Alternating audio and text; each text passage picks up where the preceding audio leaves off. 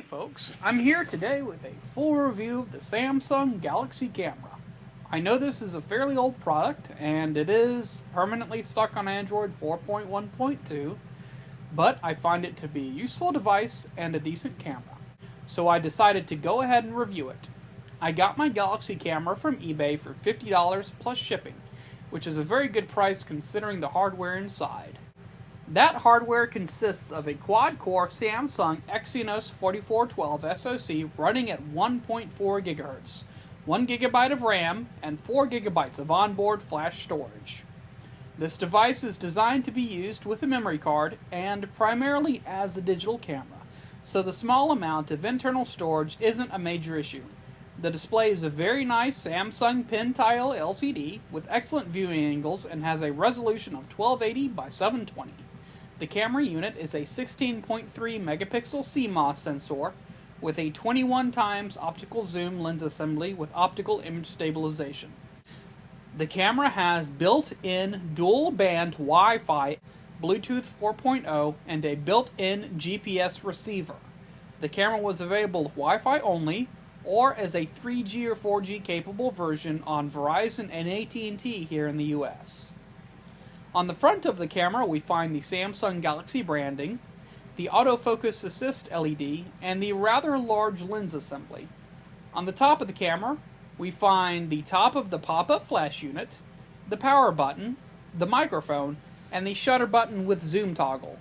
The shutter button is your typical half press to focus affair, and pressing the shutter button while not in the camera app will launch the camera app automatically, which is a useful feature to have for a digital camera. On the right side we find the headphone jack, the micro USB port, and a lanyard ring.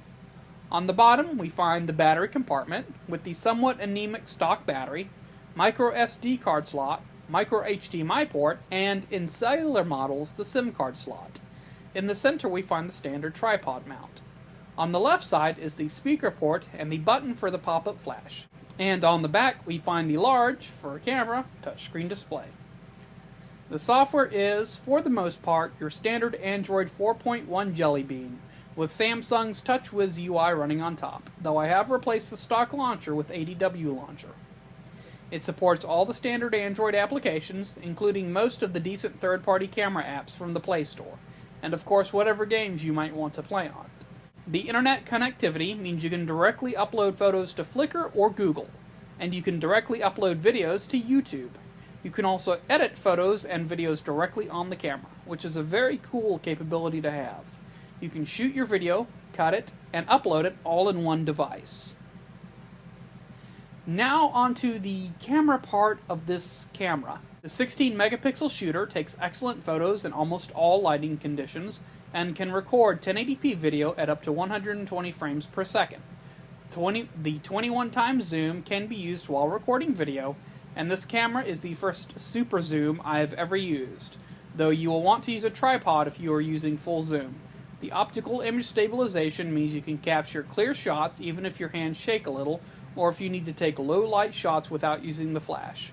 Of course, since the camera runs Android, you aren't limited to the stock camera app, even though the one Samsung includes is quite good and includes far more manual controls than the usual Android affair. Personally, I prefer Camera FV5 for taking photos and Cinema FV5 for videos. Both apps allow me to have a ton of manual controls that are usually only found on an expensive DSLR, including, but not limited to, full manual mode with aperture and shutter control, both aperture and shutter priority automatic mode, and a programmed AE mode with full control over ISO, exposure compensation, and various metering modes. Of course, it also supports a timer for those family Christmas photos, and you can choose any resolution you would like, set composition grids, or choose a custom folder or location where you want it to save your photos. The accompanying video recording app, Cinema FV5, allows you to record videos in almost any resolution up to 1080p, and at up to 120 frames per second. You can choose your audio source from either the built-in microphone, a wired headset, or a wireless Bluetooth mic if you have one. You can choose your preferred video and audio codec using the in-app options, and of course you can enable the histogram mode and rule of thirds if you like. The zoom is fully functional while recording video.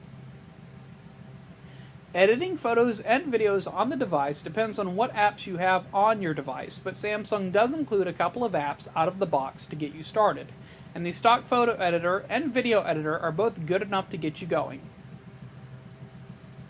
As far as third-party apps, I recommend Photoshop Express for photos and KineMaster for videos. If you want to do what I'm doing and edit videos on something like the iPad Pro, then I highly recommend an app called Send Anywhere. It's available on Android, iOS, and Windows Phone, and allows you to easily share files between the three platforms.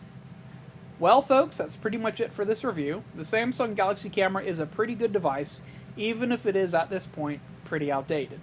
It is quite possibly the most flexible digital camera you can get, mainly because it runs Android. It was unfortunately abandoned by Samsung not long after its release and never received any updates beyond 4.1.2 Jelly Bean, and it is let down by the anemic battery life. Overall though, it is a very good camera and very capable. I hope you folks enjoyed this video, and have a great day. Bye-bye.